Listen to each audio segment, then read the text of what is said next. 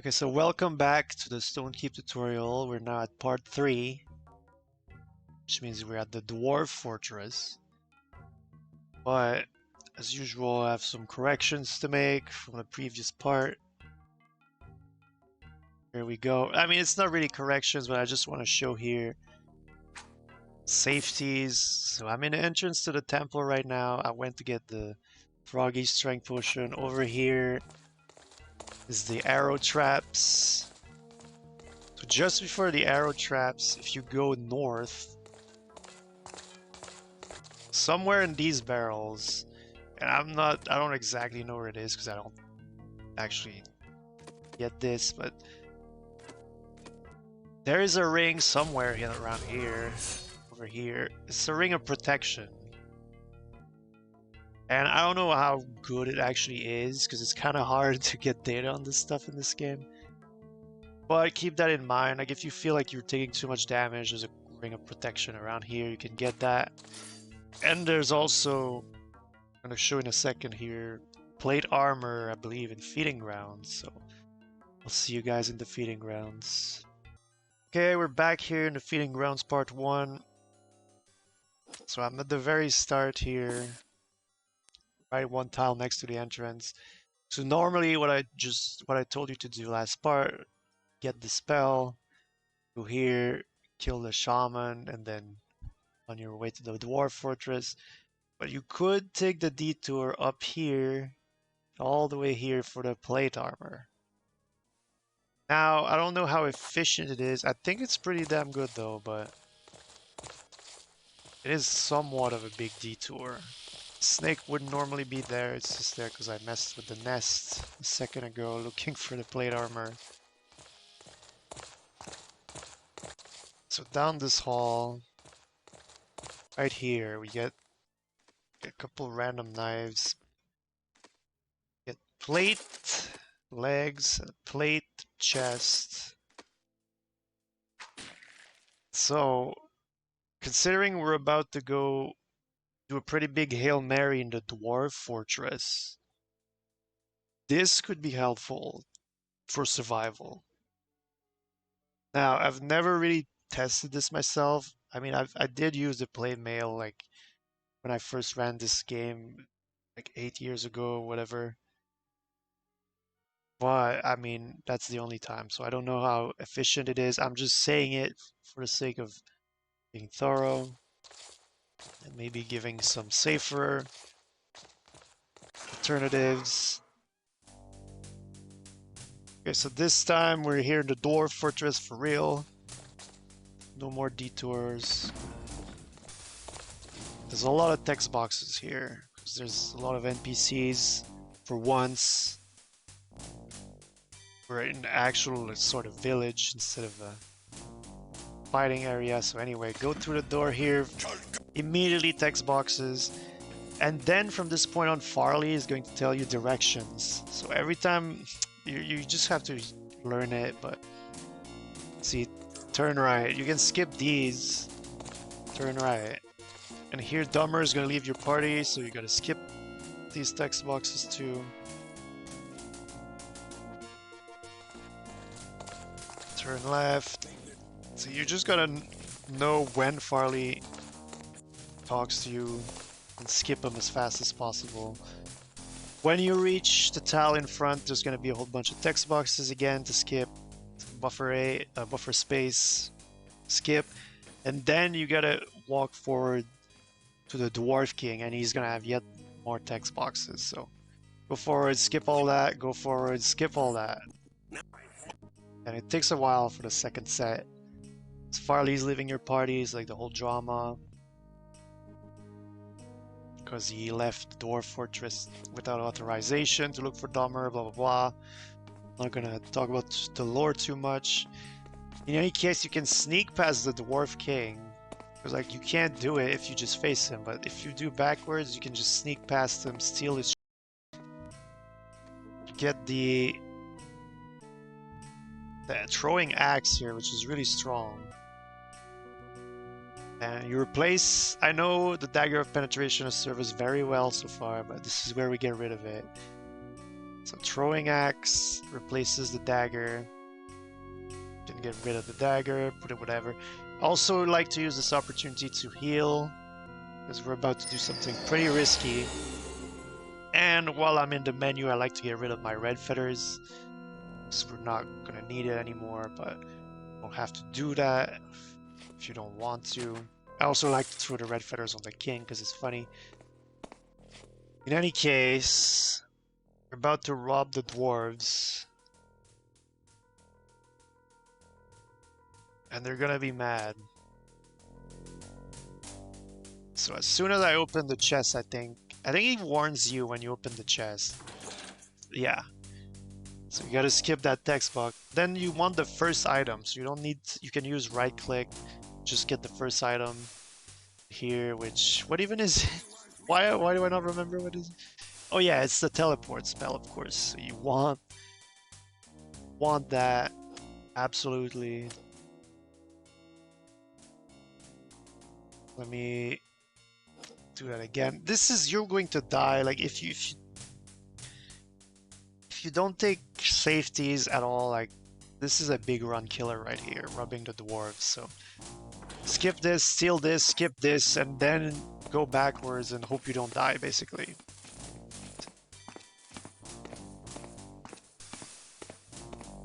So that was perfect. That's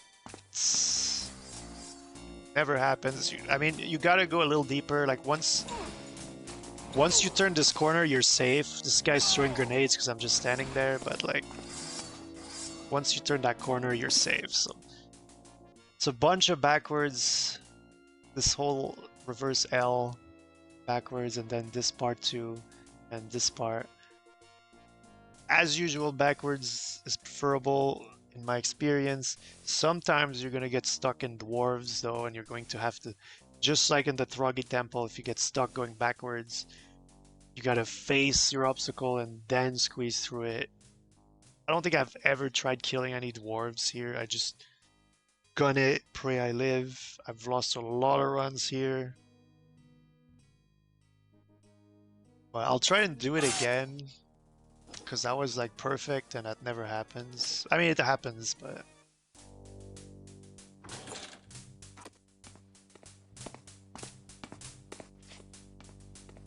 It could be the save is good, but I'm telling you, like... Oh, I got stuck on this dwarf, so I'm turning. They're calling me a traitor, so you gotta skip that. He missed his axe shot, so that's good, but... I don't think I do backwards to the blacksmith, actually. I think I... Dwarf Slayer, I didn't kill any dwarves, I just stole. Yeah, no, I think I do forward to the blacksmith. And you guys notice here the blacksmith opened the gate. I used to think, and maybe there is a different strat, but what we're going to do here is force the gate open with our Throgg Strength Potion.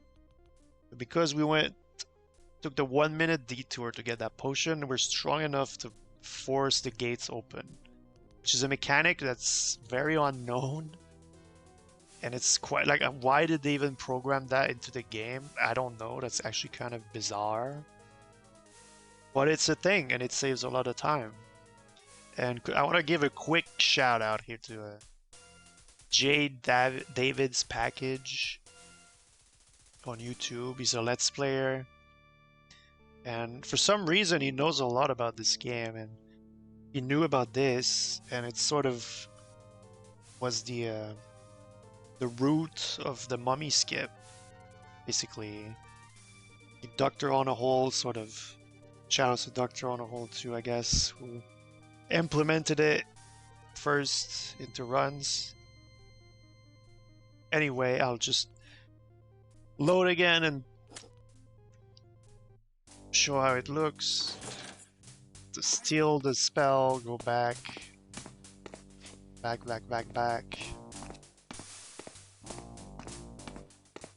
Stuck, so turn around. I'm getting... Oh, there it is. See how much damage that was? That hurts. Okay, I'll save. So once you reach the blacksmith, like you guys saw earlier, the blacksmith opened it for me, but It's like you would think, oh my god, well the blacksmith's opening for you, you don't need the strength potion. Well, I need to open the one in the back too, is the problem. There's 2 gates to open here. So anyway, you come here. Go away. I forget if this text box is there every time. Maybe it is. Skip it if it is. As soon as you're here, you want to learn your teleport that you just stole. This is the reason why the dwarves are mad at you. Get rid of the scroll, press 3 to open your spell book and put your teleport spell on your staff. The last spell that you transcribe on your staff is selected, so right now I have teleport selected. So if I just mash right click, that means I'm going to teleport. And we're about to teleport very soon here, so it's good to know. Once you've transcribed your spell, you're going to drink the Throgg Spell Potion. And then you're going to use Azrael's Orb, which is Mars, on yourself, which is going to give you quickness, which is going to allow you to throw the axe extremely fast. Once all that is done, open the gate, kill the blacksmith. Oops, wrong button. Kill the blacksmith. I know, we like the blacksmith, but we gotta kill him in the speedrun, I'm sorry. Steal his thing here, I forget what this is called. Take that, you're gonna need that. Keep going forward, open the other gate, and step forward and then teleport away.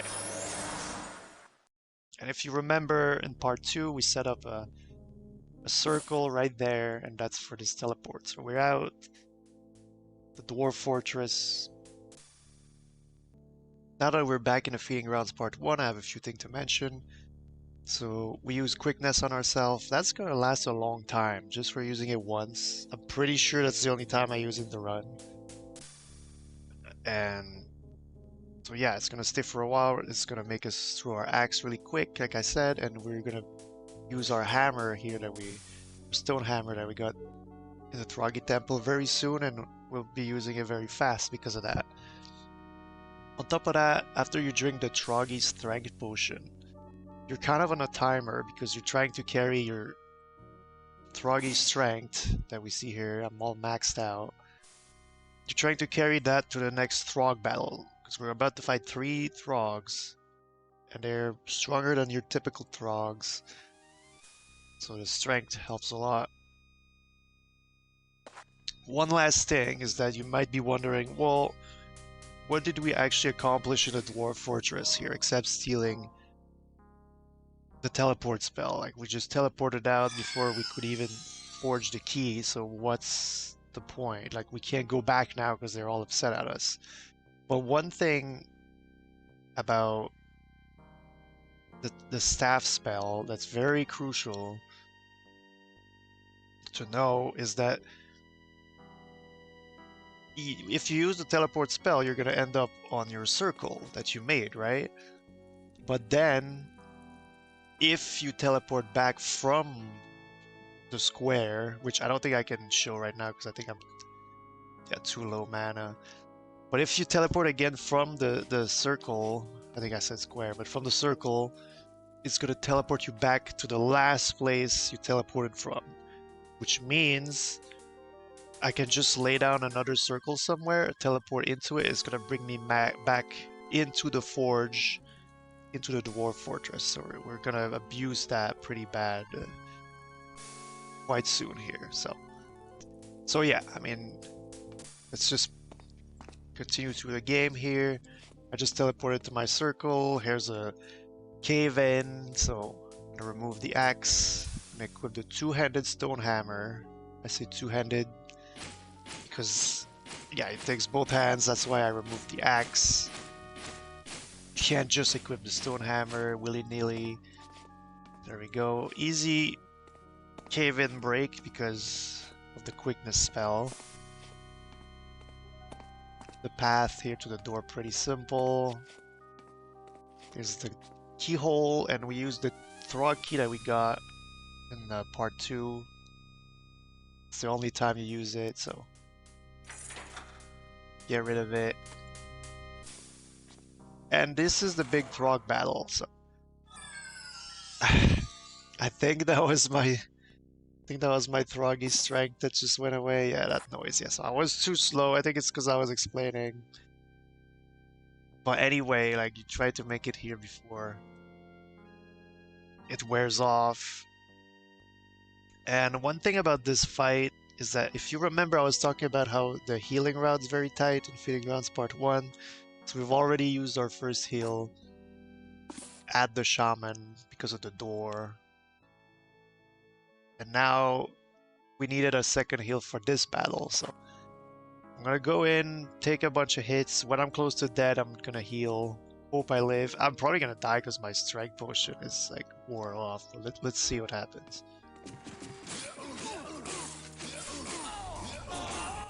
Okay, that seems about right. Let's try that again. Okay, so trying again this time with the potion.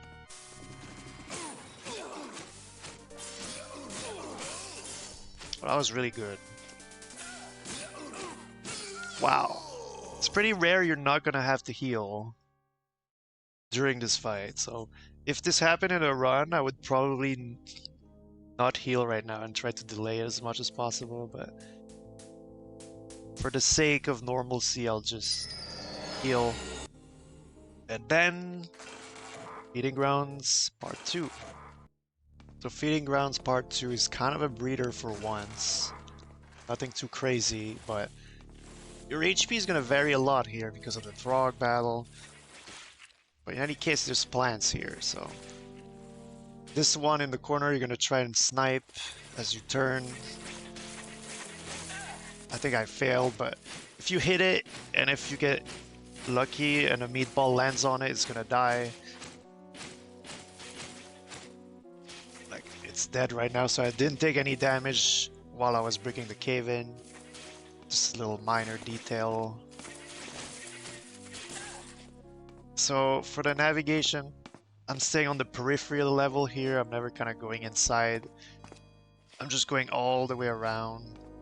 I'm not going to dwell on the navigation too much because that's your job as the runner to get good at that. And I'm assuming you're already kind of good at that if you're trying to learn Stonekeep speedrunning. Anyway, here's the fairies. And, you know, it's always funny, haha. I'm hitting the fairies and they're bleeding, haha. But just don't do that.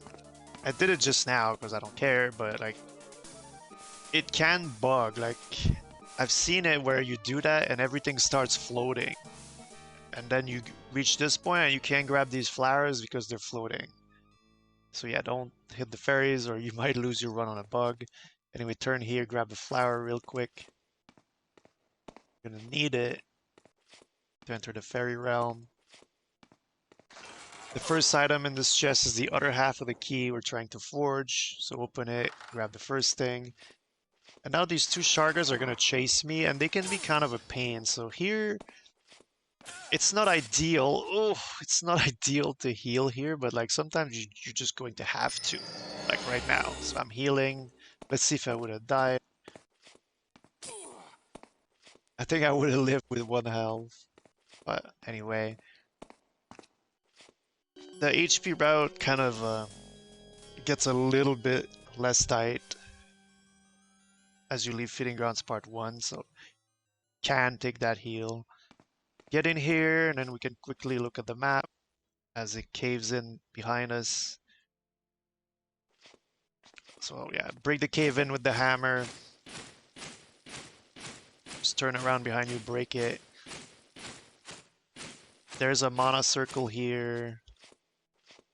There's the flint here. So let's look at the map real quick. We went, yeah, 2 right turns at the start. Don't overshoot here. And you stay on the periphery. Get the flower in this little nook here. Get the key, half key in the chest. Come back. And come in the little base here that we're in. So, we want the flint, so we use the nail on it, or the chisel, whatever. Then we can get rid of the chisel. Need it anymore. Re-equip the staff. Re-equip the axe. Get the flint from the floor. Step on the mana circle to recharge your staff, because that's what these green circles do. Now we're gonna lay a circle here. And I'm gonna step on the mana circle again to recharge again, because I used some mana to make the circle. Now, I don't remember if it's crucial to do that, to step on the mana circle twice, but I'll just trust that's what I do in my PB, so I'll just trust what I did. I'm pretty sure I routed the mana route as tight as I could. Yeah, I'm gonna trust old me, even though I don't remember all the nitty-gritty details. But yeah, anyway, we're gonna teleport from this circle, which is gonna bring us back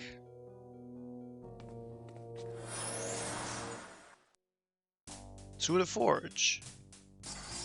Back at the forge here, we got the flint so we can start the fire. We can use both halves of our key, put them on the edge right here. Then we can use the hammer, so you get the little hand icon, we can interact with it. Forge the key, get rid of the hammer, we don't need it anymore. Get the key, teleport out. That's it. That's mummy skip, that saves minutes. So yeah, now we use the mana circle again, it's behind us. And it's time to go for everyone's favorite place. Fairy Realm, put the flower right here to open it. Just show the map just in case. Fairy Realm right here. Here we are. So as you enter, you get a text box pretty quick here, like about here. Some fairy comes to you. And after the second text box, any questions? I failed to do it. Do I remember how to do this? It's very minor anyway, but you can turn to the right between the second and third.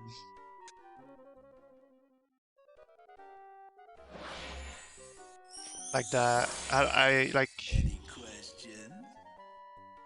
Like you can mash, I guess, the turn button and the skip text button. You turn before he's done talking. And we progress this way. We meet the whole crew. Lots of text boxes to skip here. It takes a while. It saves a lot of time if we could skip this tile in particular. It's rumored that you can go out of bounds in this level. Never seen it myself.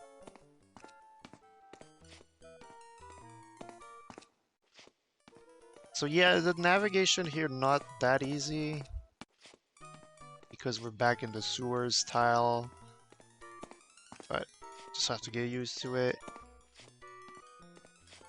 Here, as we approach this white flower here, let's just look at the map already, I guess. Blah, blah, blah, little twists and turns. There's a big intersection here. It could go four-way. We just go right ahead. And when I see the white flower, it's my cue to go backwards because there's like a spinning tile. If you take it backwards, we have to take a spinning tile twice. If you take it backwards, you can just go backwards into it, which is a little bit faster. And one of these tiles, I forget if it's the one in front of me or this one on the side here, has a chance to trigger the fairies and their little music gig. So it's random. There's 3 places in the fairy realm it can happen. So if you get all 3, it's pretty unlucky. See what happens. Oh, there it is. So it's not too slow, but like, see, it's still a time loss. Backwards into the spinning tile twice. Okay, I went backwards a little bit too much. Twice into the spinning tile, which is right here. You end up here.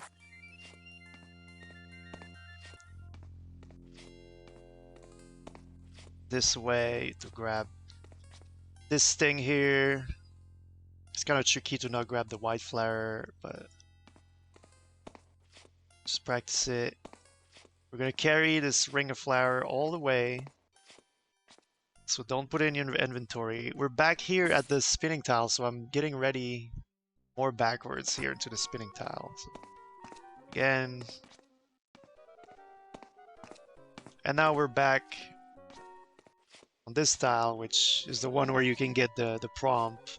Oh, see, I probably lingered too much. I think I could have skipped that, but I lingered too much. Here they are.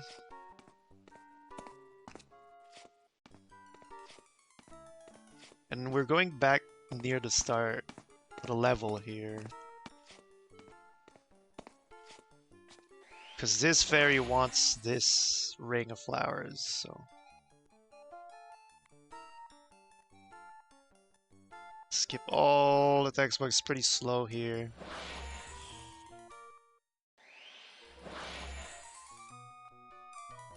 And after you give, you can preemptively turn like I did there. And then there's one more text box. After that, you can grab what you need from her, which is 4-leaf clover.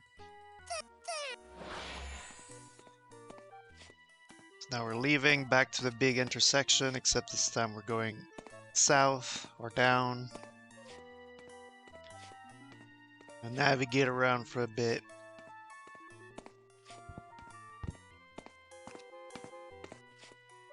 Big mushroom, if you see that, you're on the right path. Turn right.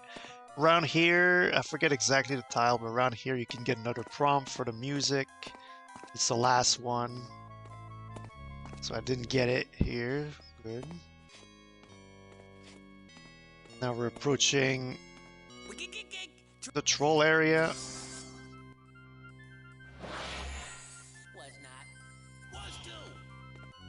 We're going in. Now that we have the 4-leaf clover, we can see the trolls. They have an orb we need. And I'm going the wrong way here. The right. I should be going to the left.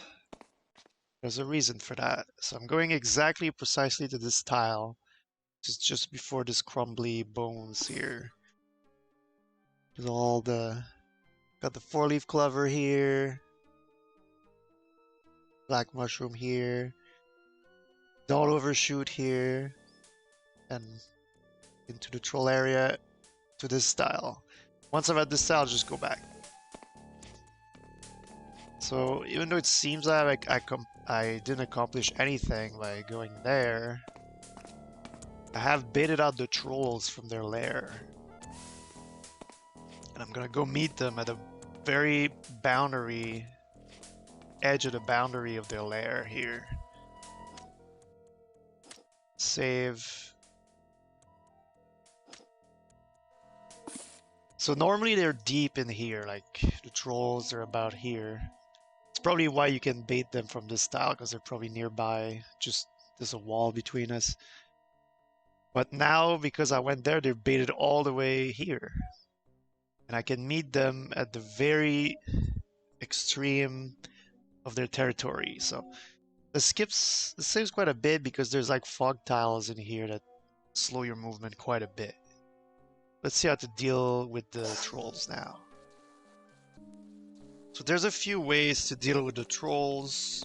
See, they're meeting me at the edge of their lair. Like, they cannot go further than this tile. So I think this is pretty ideal. I think because they're kind of gonna make a formation here, and you're hoping that the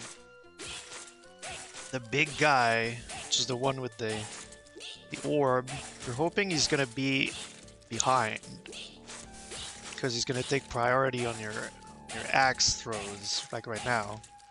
So I can just keep shooting him until he's dead. From the safety of my tile, then I can just go in, grab the orb, and teleport out. We already have teleport selected. Now, you can play this a little more aggressive, but these trolls do a lot of damage. So I don't know, like, you can mess around with it, but they do a lot of damage. So this is kind of a weird formation. You see, the big guy is in the front, which oddly enough means he's not taking damage. I'm hitting a small one here, so that's bad. But anyway, to play it more aggressive, you can go in and like, you know, make use of the quickness spell by hitting them faster. It's just, you see how much damage they do. You can mess around, figure out how you prefer to deal with it. One last thing here is that if they give you a bad order, meaning big guy in front, like right now, you can sort of go back and then come back, and they're gonna reposition. You see, now they were kind of like, they're kind of facing to the side, and it allows me to easily get access to the one I want. So just to show it again, wrong way. This is the good formation, but let's pretend it's the bad one. I would just go back one tile, come back, and then shuffle them again. Unfortunately, that was a bad shuffle. But like, it's a... See, now he's alone, so that was a good shuffle. Obviously it's slow, like you could just go in, kill the small one, and then kill the big one, but it's just multiple ways to deal with this. Anyway, get the orb. Oh! I was able to grab it from this tile. It's kind of rare. I guess because the other small ones weren't around. Anyway, teleport out, and that's it for the Fairy Realm. We're back in our little base with the Flint mana circle right behind us.